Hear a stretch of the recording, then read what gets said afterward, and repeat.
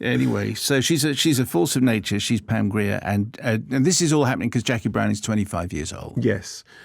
So, I mean, look, I go back to what I said when the film first came out 25 years ago, which was, Tarantino had done Reservoir Dogs and Pulp Fiction, both of which I had liked very much.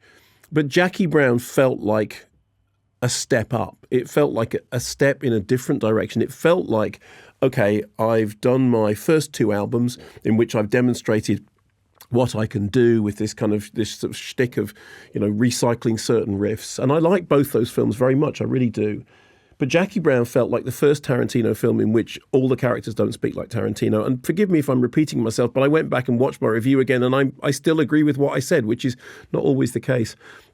It has at its centre this character, as you said in the novel, Jackie Burke, reconfigured as Jackie Brown, paying homage to Foxy Brown and casting a screen legend who Tarantino sees as, okay, this is the person that I want to use. And, famously was worried about whether or not Elmore Leonard would approve of the changes that he'd made to his original story. And Leonard famously loved the script for Jackie Brown. He said it was not only the best adaptation of one of his novels, but one of the best screenplays he'd seen. And when you look at the film again now, there are things in it that are very Tarantino-esque. That whole thing about the way in which you see something happen from several different perspectives, and it doesn't make sense until you've seen all the different perspectives. This is something that we'd kind of grown accustomed to some extent from Pulp Fiction, and the way in which Pulp Fiction tells its story in a non-linear way, and it's very pleasing. There's something really wonderful about it. It's at the point in his career when the cast is star-studded, so Samuel L. Jackson, Bridget Fonda, Robert De Niro, Michael Keaton, but mainly Pam Grier and Robert Forster, both of whose careers it, reinvigorated. They both had, very impressive careers already, but it kind of breathed new life into them. I'm sure for many people, introduced them to audiences for the first time.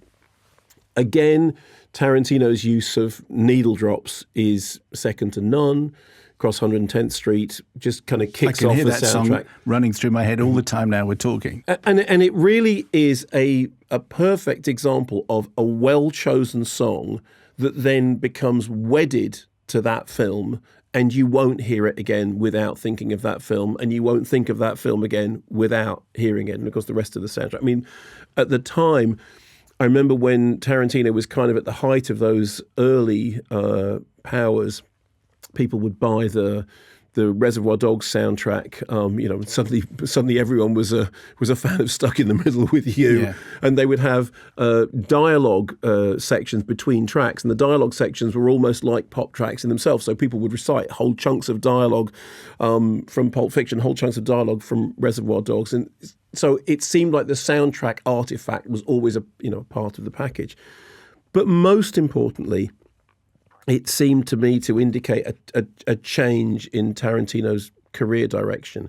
Now, one can argue about how this actually played out, because scripts that he then later on went to work on, had their origins earlier on. But I think that what happened was that when Jackie Brown wasn't a big box office smash in the way that they had wanted it to be, he took what I think was a somewhat retrograde step and went back to doing more of what he had been doing before. And I always thought that that was a kind of a lack of nerve on his part. I wonder whether, over the years I have been too wedded to that idea. I still always have a problem with the fact that I think Tarantino is a really talented filmmaker, and you look at Jackie Brown, you can see it. And when you look at, Once Upon a Time in Hollywood, there are segments in that film that are so good that you wonder why the bits in it that are baggy are there. But it was just really lovely to be able to go back and watch Jackie Brown. I mean, yes, there are things now that kind of seem weirdly of their time, and things now that seem kind of, oddly jarring, but it's a very, very well-made film. It's got very good performances in it. I mean, predominantly, as I said, those two, Pam Grier and Robert Forster, who were just great. But it's like the pace of it.